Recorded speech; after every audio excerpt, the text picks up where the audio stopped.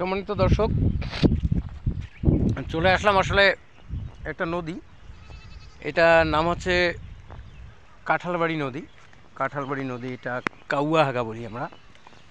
বাংলুঘাট বলে, কাউয়াহাগা বলে, অনেকে অনেক নাম বলে।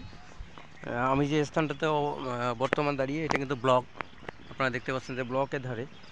তো এই যে বড় বড় স্রোত এই যে ভেসে আসতেছে, এগুলো দেখেন। হ্যাঁ, এগুলো দেখুন কি। হ্যাঁ, এই যে এগুলো দেখুন কি, এত বড় পা করতেছে। এখানে বসি থাকার কথা, মানে বসি কিন্তু থাকার কোনো অপশন নেই, বসি কিন্তু থাকবে না।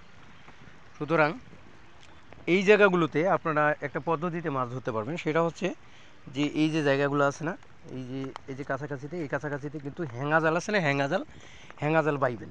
হ্যাঙ্গা জাল বাইলে কিন্তু ছোটো মাছ, মানে পাক উঠে আবার, আমি বোঝাই, এই যে পাক মেইনটা দিয়ে যাচ্ছে।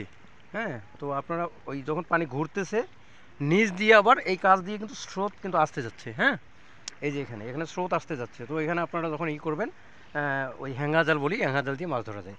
তো এই যে যেমন একটা ভাঙ্গা জায়গা এখানে ভেঙে গেছে, তো এখানে দেখতে পাচ্ছেন স্রোতের নদী ভেঙে গেছে। এই যে ছোটো মাছ একটা দৌড় দিল কিন্তু, তো এখানে কিন্তু হয়। তো সম্মানিত অডিয়েন্স, আসলে এভাবে স্রোতের নদীর ধারে কিন্তু আপনারা মাছ ধরতে পারবেন। ভালো থাকবেন, সুস্থ থাকবেন।